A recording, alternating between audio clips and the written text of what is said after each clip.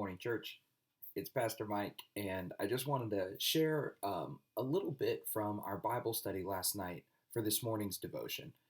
We had a great conversation and a great opportunity to talk through this text in Matthew 21. As Jesus is in the temple, he's talking to the people, he's teaching, and the leaders of the temple, the chief priests, the elders, the Pharisees, the different people who were there, didn't appreciate him coming into their space.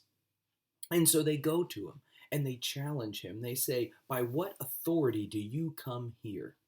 Who gave you the authority to be in this place?"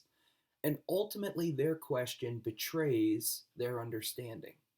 They see this place, the temple, as their sphere of influence. They have power here, and they are afraid of anybody who challenges that power.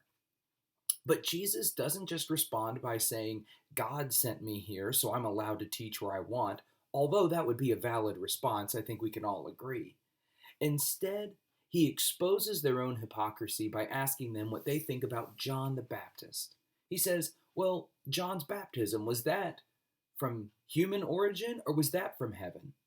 And they realize that they can't answer because if they say it was from heaven, they have to explain why they didn't believe John.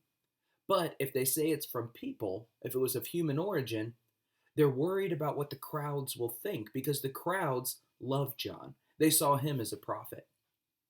And it tells us something, all of that story tells us something about the power that God wields in this world.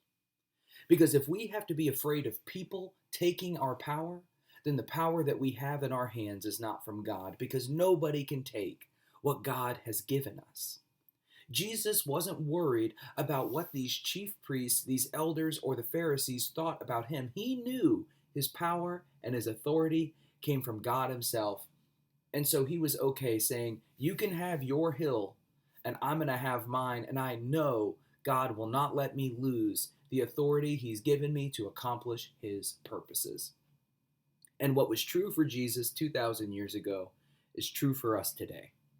We have the authority to walk into our world and be obedient to God, to love people, to teach them about who God is and what his call is for our lives. And there's nothing that can stand in front of us when we do that job in love and in truth. So my encouragement to you today is hold on to the power that God has given you. That doesn't mean that we need to take power from somebody else by force. It doesn't mean that we need to be territorial or threatened if somebody else comes. Because if someone else comes and their authority is from man instead of God, God will win. And if there's someone else who comes whose authority is from God, then we work together to achieve greater things. We don't have to compete with others when we are sold out for serving God. So if you find yourself in a competitive place or in a competitive spirit, take a minute and stop. Pray and think about why you feel that way. What feels threatened in your own world? Because I promise you, what God has given us cannot be taken. We don't need to be threatened by the things that go on in this world when we are sure of our faith in Christ. May Christ hold you, protect you, guide you, and encourage you today and every day as you seek to follow him. God bless you.